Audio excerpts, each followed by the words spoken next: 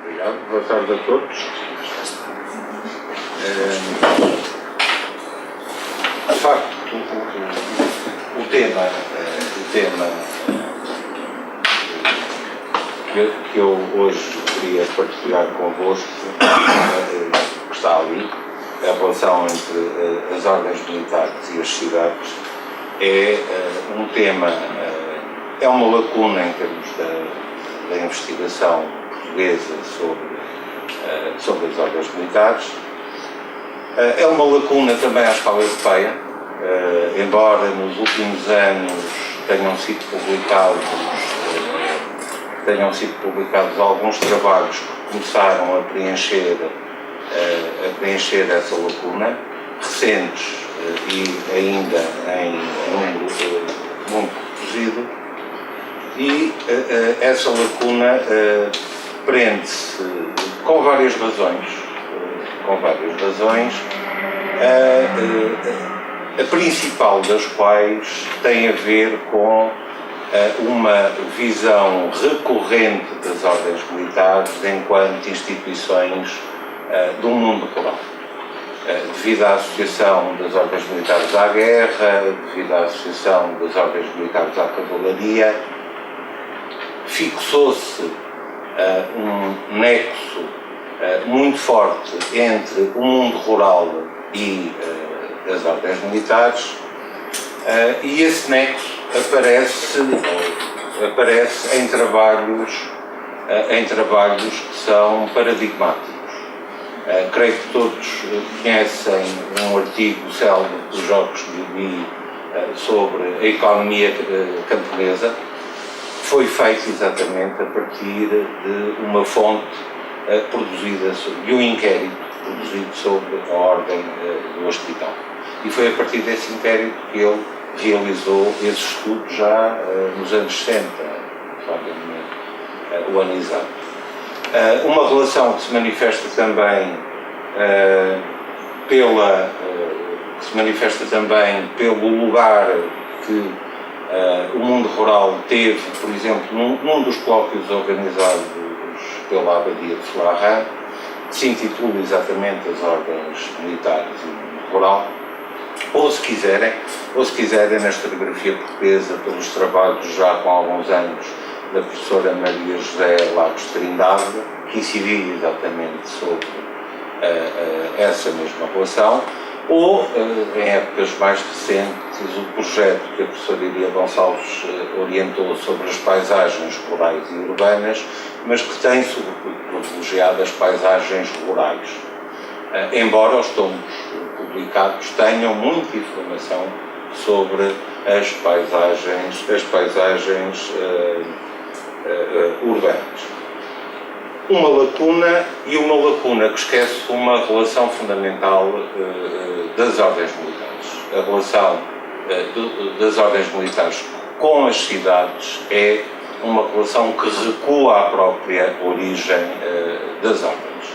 As duas principais e as mais conhecidas ordens militares, o Templo e o Hospital, têm ambas origem na cidade de Jerusalém. E essa mesma relação repete-se depois em todas as outras ordens militares, na hispânicas, na teutónica, todas elas têm uma origem urbana.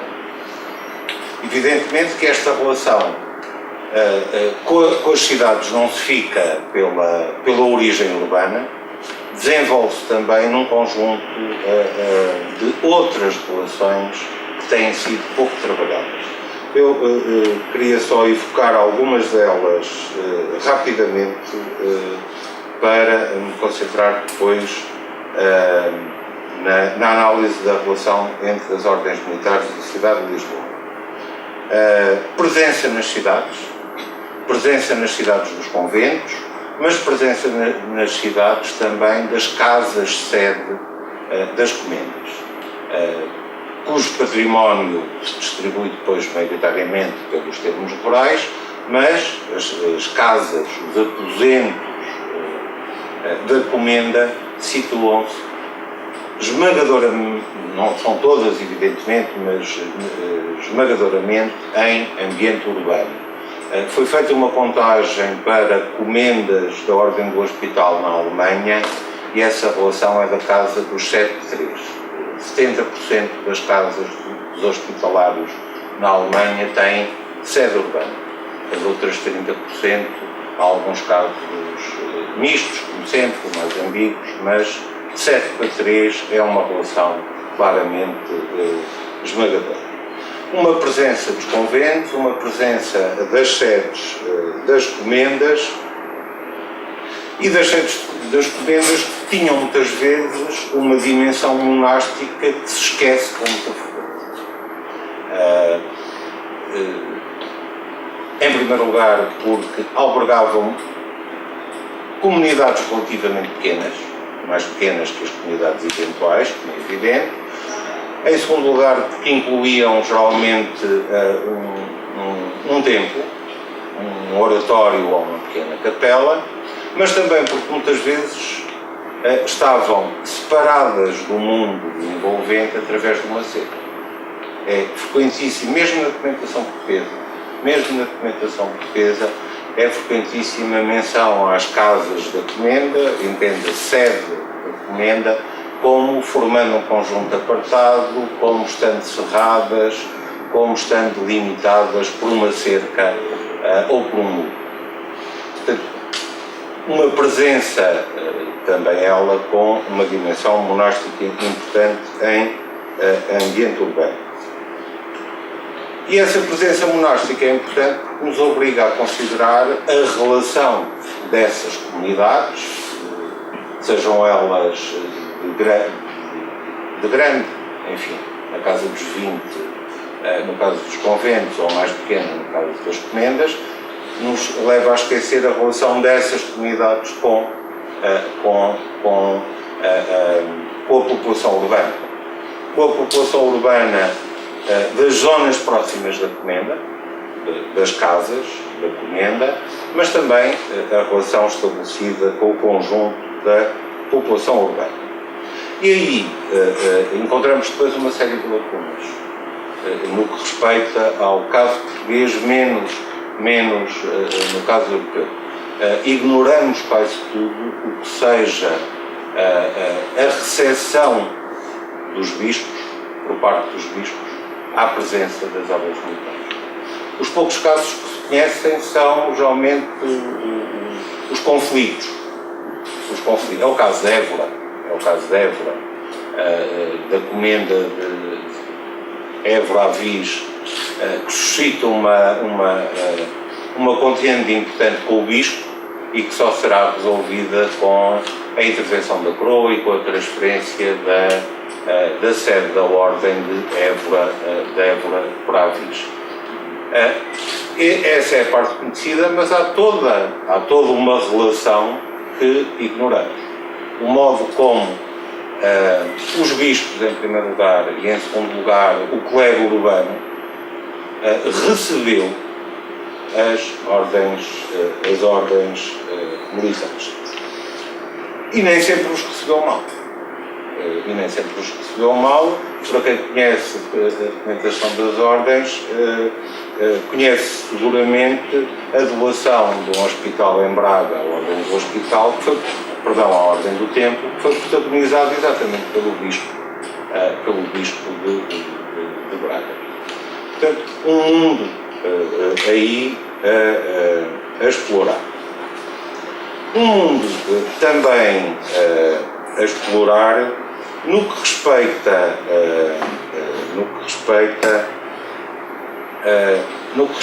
à implantação dos conventos e à implantação das casas das comendas no espaço urbano.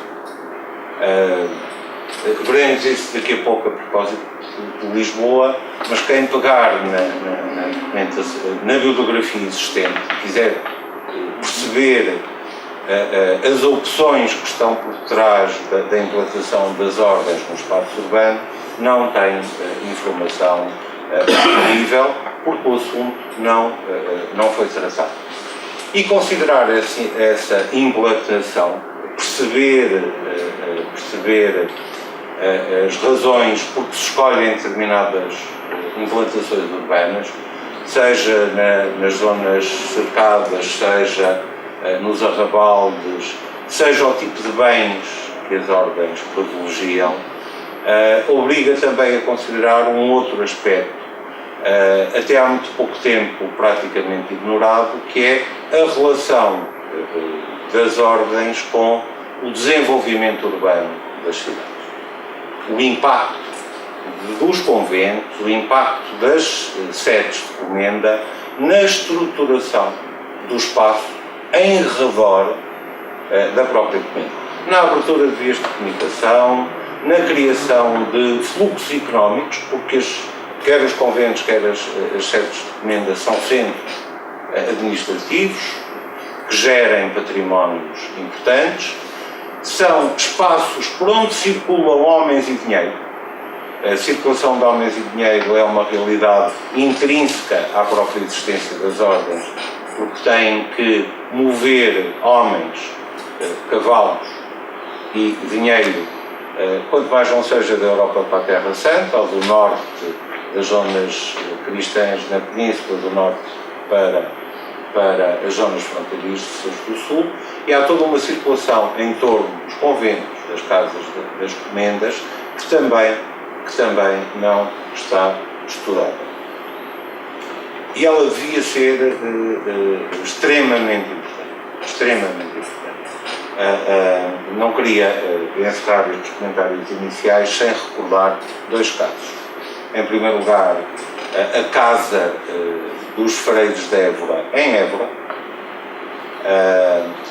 que devia ter, que tinha seguramente um impacto importantíssimo no espaço urbano, ao ponto de o Bispo proibir a celebração de missas públicas, abertas e não restritas aos freios da ordem, de proibir a sepultura no cemitério da igreja e de obrigar a própria ordem a remover o sino da capela, para impedir exatamente a presença por via do sino, por via do toque do sino, a presença do espaço urbano. O impacto dessa casa para o século XII, porque a primeira sentença que conhecemos é de 1200 e pouco, 1201, se não me falha a memória, o impacto dessa casa seria seguramente extraordinário, numa zona que, para mais, era uma zona relativamente próxima ao lugar da suposta Sé de Évora. O outro exemplo é bastante mais conhecido, mas não é menos significativo. E prende-se com a importância dos cultos divulgados pelas igrejas das ordens. Não falo propriamente do culto da Vera Cruz, embora o culto da Vera Cruz fosse particularmente importante no Levante espanhol, importante para as ordens militares presentes no Levante espanhol, sobretudo no Reino de Aragão, mas no caso português o culto com maior difusão parece-me ser o dos mártires, o culto dos santos mártires de Lisboa, mas também de inúmeros templos do sul do país que estão dedicados ao culto dos mártires. E o exemplo com que queria terminar é o exemplo de Tavira. Aliás, o Algarve tinha uma igreja dedicada a Santa Maria, que era a de Cacela, embora os mártires da conquista estavam em Santa Maria de Tavira. O que é interessante no culto dos mártires em Tavira, e isso foi estudado pelo Pedro Picoito, um artigo particularmente interessante, o que é particularmente importante nesse culto é que ele se transforma numa época que não é possível determinar, mas seguramente em finais do século XV, num culto cívico, num culto identificador da cidade.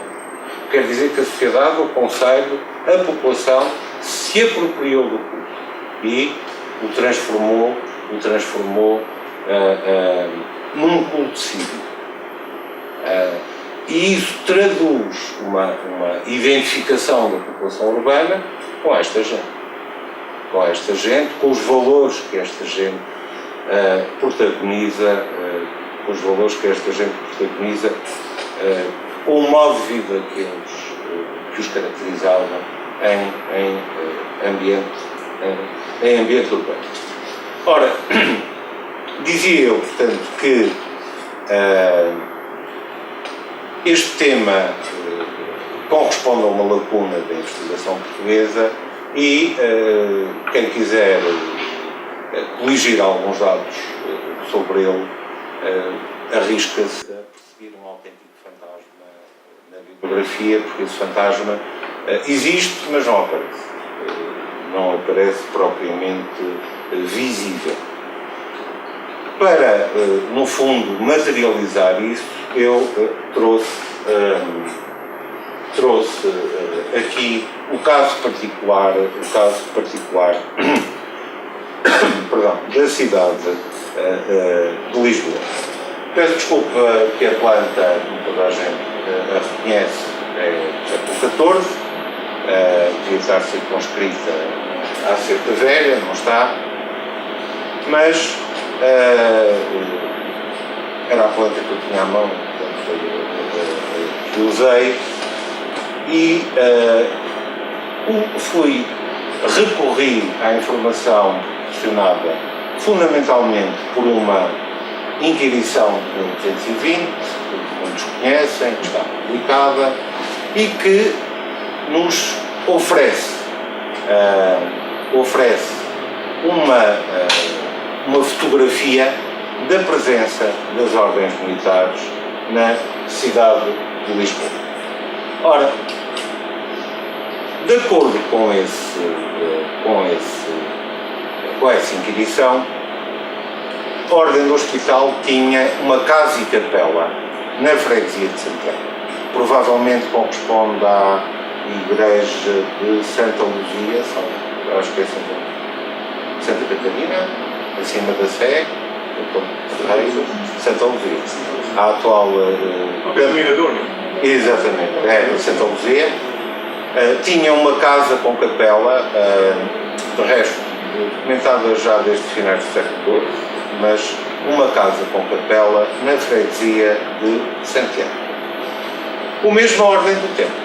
Uma casa com curral, e a expressão é particularmente significativa porque evoca a circunstância dessas casas terem uma cerca, estarem delimitadas. O mesmo em relação à Ordem de Santiago à Ordem de Santiago, faltando dados objetivos para a Ordem da Vida. Ora, das quatro, todas elas marcam presença na mesma freguesia de Lisboa e no mesmo espaço, junto à atual e à antiga Porta do Sol da Cerca Velha. Uma localização junto às portas da cidade que não pode ser ocasional. É, evidentemente, uma localização pretendida ou pelas ordens ou por quem desentregou as casas em questão. Porque é uma localização que se repete noutras cidades. Não com documentação, repete-se, por exemplo, nas cidades do sul da França, da Provença, onde é uma localização com alguma regularidade, mas repete-se no caso português e, de acordo com a informação mais tardia, proporcionada pelos tombos da Ordem de Cristo, em Évora, as casas da Ordem de Cristo, as casas da antiga Ordem do Templo, estão situadas nas proximidades do Geraldo, da Praça do Geraldo, na Rua da Celaria, é uma transversal da rua que vem da Sé para a Praça do Geraldo, junto à cerca antiga da cidade, mas também em Braga. As Casas de Cristo em Braga estão também junto à porta de Santiago de Braga. Uma primeira explicação para esta preferência prende-se evidentemente com a necessidade de garantir a presença de efetivos militares junto a uma das zonas mais vulneráveis da cidade, a uma das portas. Garantir dessa forma que a defesa dessas portas em caso de necessidade está devidamente assegurada. Mas não é, evidentemente, a única explicação que podemos avançar, porque as portas das cidades são também espaços de circulação, de passagem e de troca. É muitas vezes junto às portas que nas vilas menores, não é propriamente o caso de Lisboa, se localizavam os mercados.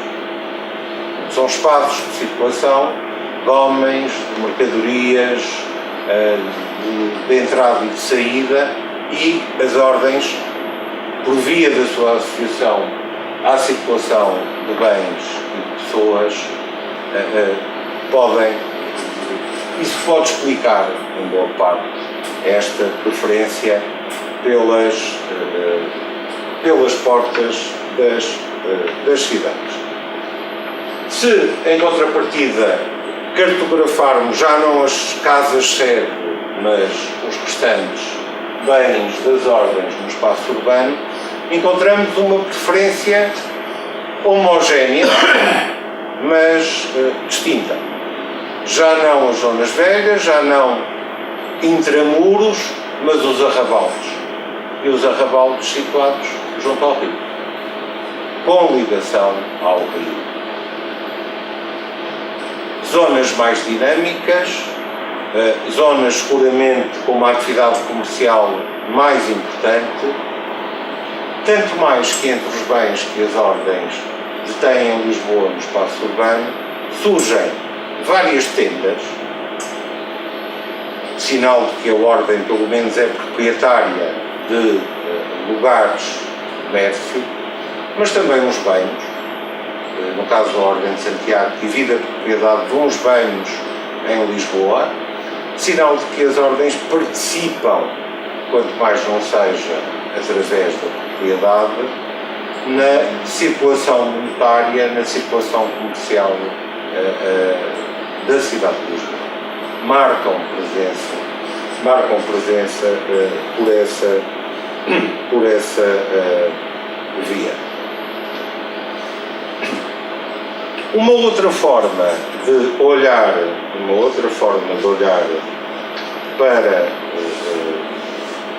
para a relação entre as ordens e as cidades é olhar para o recrutamento urbano das ordens, para a importância, peço desculpa, eu agora perdi-me aqui no esquema, queria mostrar uma coisa que é impossível de verificar para Lisboa, que é o impacto das casas-sede na ordenação do espaço urbano. É impossível, porque não há dados, o assunto não está estudado, mas queria só mostrar 3 ou 4 exemplos da relação que as ordens militares estabeleceram com a difusão do urbanismo popular em algumas cidades menores do espaço português. É o caso de Tomar. Silvio Conde recentemente recua a organização deste espaço segundo um plano regular para finais do século XII, num artigo que ele levou a um colóquio em Tomar. A cronologia que ele tinha avançado em publicações anteriores era bastante mais tardia, finais do XIII, princípios do XIV. Ele recua essa cronologia quase por um século. Ora, este urbanismo regular foi confirmado por pode ser confirmado por outros casos semelhantes. É o caso de Avis, é a zona Alcácer com o convento à direita, a zona urbana de Avis apresenta também um padrão com alguma regularidade, e outros casos recentemente estudados pela Luísa Trindade, Nisa, com o urbanismo regular, os quarteirões alongados e segundo um padrão retangular, e Sines. Estou convencido que a relação das ordens, que são evidentemente vilas sob jurisdição das milícias, onde essa relação melhor que observa, mas estou convencido que zonas como a Ribeira de Alcácer do Sal, a Ribeira de Sesimbra, Setúbal, Coina, apresentam também, embora não estejam estudadas, mas apresentam também testemunhos desta adoção de uma planta regular, de um urbanismo regular, ao que tudo indica, promovido, um urbanismo promovido pelas ordens militares. Um urbanismo racional. E é uma outra via também de encarar a relação das ordens com as cidades, é encará-lo do ponto de vista cultural. Tentar perceber a importância das ordens na difusão de coisas como a contabilidade, os instrumentos de câmbio, a importância da escrita. São aspectos para os quais seria importante conhecer, mas para os quais não temos evidentemente dados disponíveis. Dizia eu há pouco, antecipando um pouco, a outra forma de encarar a relação das ordens com as cidades é por via do recrutamento dos freios. O que aqui trago são dados conhecidos, já há algum tempo, mas que traduzem a composição das ordens de Avis e de Santiago para um período que vai de 1330 a meados do século XV. O que elas revelam de particularmente interessante é a importância dos freios recrutados em ambiente urbano durante o XIV e mesmo durante o século XV. Embora durante o século XV essa importância vá diminuindo em benefício dos freios recrutados nas famílias fidalgas do reino. A outra relação geográfica traduz apenas o predomínio do centro e do sul por via da distribuição do património das ordens, que é claramente mais importante no centro e no sul do que no norte do país. E gostaria de terminar com dois casos conhecidos de Lisboa também, que ilustram esta relação muito próxima entre as ordens e as cidades. Conhecemos alguns mestres profundamente ligados a Lisboa, três pelo menos, um em Avis, dois em Santiago. Dois deles haviam sido juízes da cidade, antes de assumirem, eventualmente antes de professarem, mas seguramente antes de assumirem o mestrado das ordens. Conhecemos alguns mercadores da cidade relacionados com as ordens militares. A Cláudia, aqui está, Martim Pérez Paravã, tinha dois filhos nas ordens, uma filha no Mosteiro de Santiago, um filho na ordem de Avis. Não é o único. Salvador Catuna, outro mercador de Lisboa, tinha filhas, no Mosteiro de Santos, e o que Gil Domingos do Picoto, que é um mercador de Lisboa, o caso de Gil Domingos do Picoto ilustra particularmente é uma intensa relação dos seus descendentes com o Mosteiro de Santos, da Ordem de Santiago. Em Santos foram freiras Isabela Gil, Joana Gil, Inês Antes, Messia Pires, ou descendentes diretos ou associados ao longo de 3 gerações. Uma família de mercadores um pouco particular, mas mesmo assim uma família de mercadores, tanto mais que João Gil pode ter, ao que tudo indica, também desempenhado funções mercantis na cidade, mas uma família que consegue, ao longo de 3 gerações, manter uma presença continuada num mosteiro feminino da Ordem de Santiago em Lisboa. Ainda por cima, mas tínhamos esquecido de nome. São 5 aqui.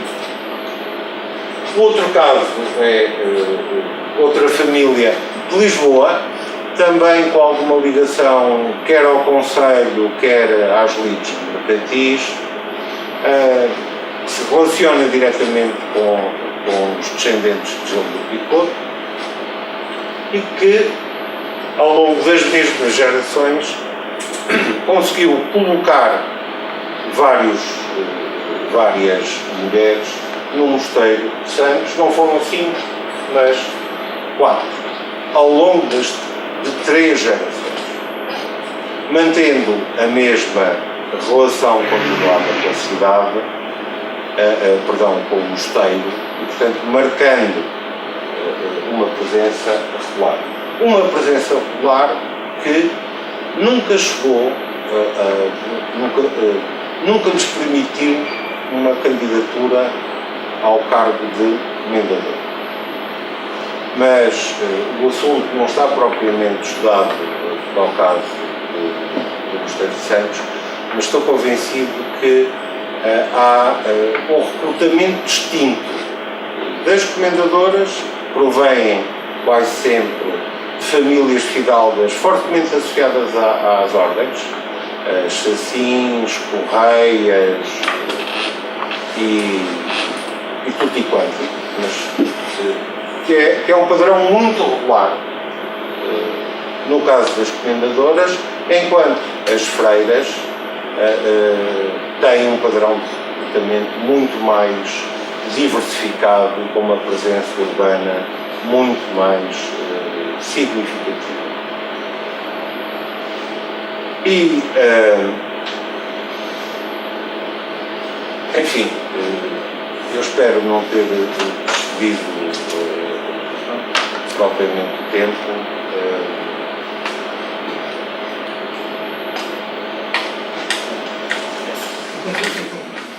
Acho que